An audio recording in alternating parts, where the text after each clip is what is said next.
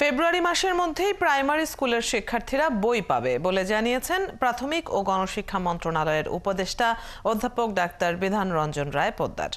সোমবার গাজীপুরের dream square রিসোর্টে প্রাথমিক শিক্ষা অধিদপ্তর ও রুম টু রিড বাংলাদেশের যৌথ আয়োজনে 2 দিনের রিডিং কনফারেন্সে প্রধান অতিথি হিসেবে উপস্থিত ছিলেন তিনি।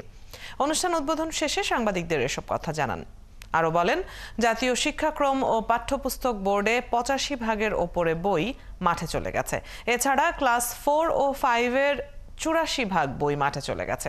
আশা করা যায় ফেব্রুয়ারি মাসের মধ্যে প্রাইমারির সবগুলো বই পাওয়া যাবে।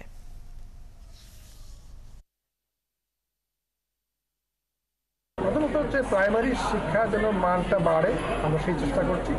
এবং যেসব জায়গাতে প্রাইমারি স্কুলগুলো ভালো চলে সেখানে কিন্তু লোকজন প্রাইমারি স্কুলে ভর্তি করার জন্যই ভিড় করে। 2 নম্বর হচ্ছে আমরা দেখব যেসব কিন্ডারগার্টেনগুলো চলে তারা যেন আমাদের জাতীয় যেটা কারিকুলাম রয়েছে প্রাইমারি স্কুলে পড়ানোর জন্য সেগুলো তারা ফলো করে। কারণ আমরা তাদের প্রাথমিক স্কুলের বইগুলো বিনামূল্যে দিই, ফলে তারা যেন এগুলো ফলো করে সেটা দেখব।